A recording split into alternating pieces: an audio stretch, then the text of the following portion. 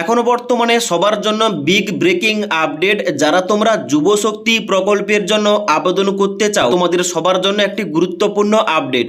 তোমরা অবশ্যই জানো, পূর্ববর্তী রাজ্য সরকারের তরফ থেকে আগেই বাংলার যুবসাথী প্রকল্প চালু করা হয়েছিল, যেখানে বেকার যুবক যুবতীদের প্রতি মাসে 1500 টাকা দেওয়া হতো। তবে বর্তমানে বিজেপি সরকার আসার পর প্রতিশ্রুতি অনুযায়ী বেকার যুবকদের কিন্তু প্রতি মাসে 3000 টাকা দেওয়া হবে।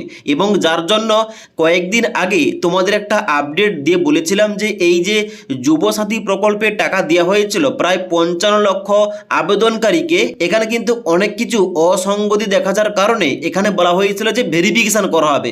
ভেরিফিকেশন করার পর ওই সমস্ত আবেদনকারীকে টাকা দেওয়া হবে। যার জন্য এখন বর্তমানে আবার এই যুবশক্তি প্রকল্প নিয়ে নতুন আপডেট অনুযায়ী কাদের আবেদন করতে হবে, কাদের আবেদন করতে হবে না, কিভাবে টাকা দেওয়া হবে, কবে থেকে টাকা দেওয়া হবে, এ টু জেড সমস্ত কিছু বলছি। তার জন্য অবশ্যই তোমরা ভিডিওটি না টেনে শেষ পর্যন্ত দেখে নাও। তো সবার প্রথমে তোমাদের বল রাখি, আজকের এই ভিডিওটির মাধ্যমে কিন্তু 3 ধরনের কথা বলবো। এক, যারা যুবসাথী প্রকল্পের আবেদন করে টাকা পেয়েছিল তাদের কি করতে হবে।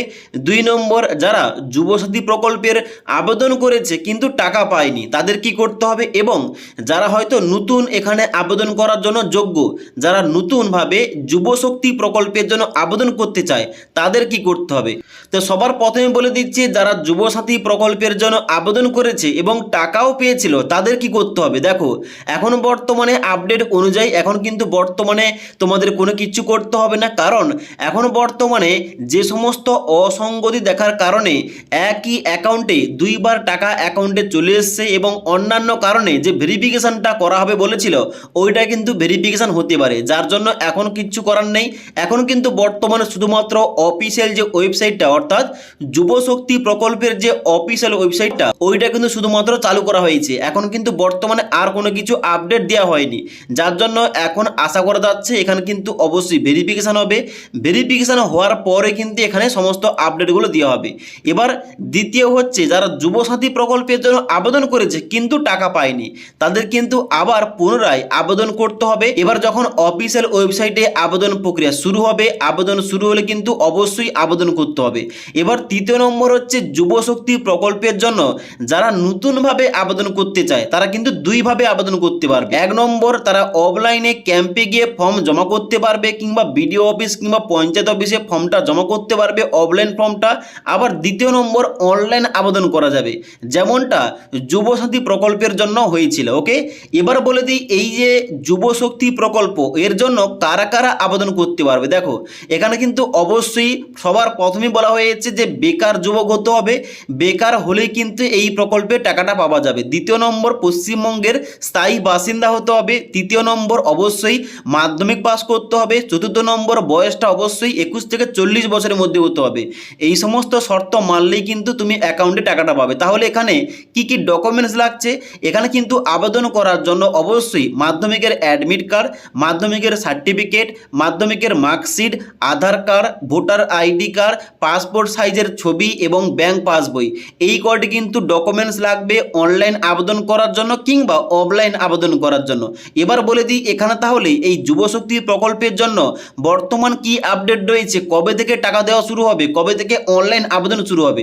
দেখো, আগামী কয়েকদিন পর মানে আগামী 22শে জুন যেহেতু আমাদের পশ্চিমবঙ্গের বাজেট পেশ হওয়ার কথা রয়েছে, ওখানটায় কিন্তু সমস্ত কিছু স্পষ্টভাবে জানা যাবে। কারণ রাজ্য সরকার যদি মনে মনে ভাবছে যে এই যুবশক্তি প্রকল্পের টাকাটা দেওয়া হবে, তাহলে কিন্তু বাজেটে অবশ্যই এই কথাটা তুলবে।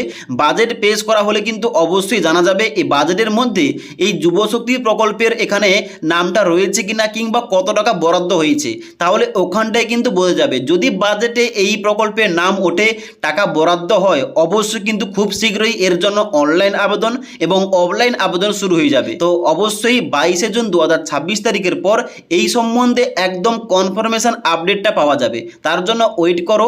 22শে জুনের পর যখন আপডেট দেওয়া হবে রাজ্য সরকারের তরফ থেকে, যখন বাজেট পেশ করা হবে, অবশ্যই তোমাদের ভিডিওর মাধ্যমে আপডেটটা দিয়ে দেবো।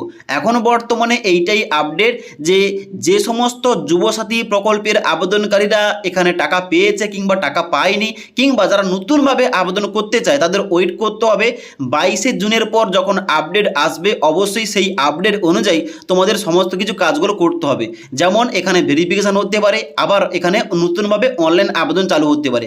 যেমনটা এখানে লক্ষ্মীর ভাণ্ডার থেকে যারা অন্নপূর্ণা ভাণ্ডার প্রকল্পে আবেদন করেছে তাদের কিন্তু সবাইকে, যারা লক্ষ্মীর ভাণ্ডার টাকা পেত তাদেরকেও আবেদন করতে হচ্ছে, যারা নতুনভাবে আবেদন করতে চায় তাদেরকেও আবেদন করতে হচ্ছে। তো তেমনিভাবে যদি ধরা যায় তাহলে কিন্তু অবশ্যই সবাইকে আবার পুনরায় যারা যুবসাথী প্রকল্পে টাকা পেত তাদেরকেও আবেদন করতে হবে যুবশক্তি প্রকল্পে, আবার যারা যুবসাথী প্রকল্পে টাকা পেত না তাদের কিন্তু আবেদন করতে হবে এই যুবশক্তি প্রকল্পে। যার জন্য পরবর্তীতে আপডেট এই সম্বন্ধে প্রকাশ হলে অবশ্যই তোমাদের ভিডিওর মাধ্যমে জানিয়ে দেবো। তার জন্য অবশ্যই আমাদের চ্যানেলটি সাবস্ক্রাইব করে পাশে থাকা বেল আইকন প্রেস করে অল নোটিফিকেশানটা অন করে রাখবে। যখনই আমাদের চ্যানেলে কোন রকম ভিডিও পাবলিশ করা হবে ভিডিওর নোটিফিকেশানগুলো তোমাদের কাছে সঙ্গে সঙ্গে পৌঁছে যাবে। ওকে।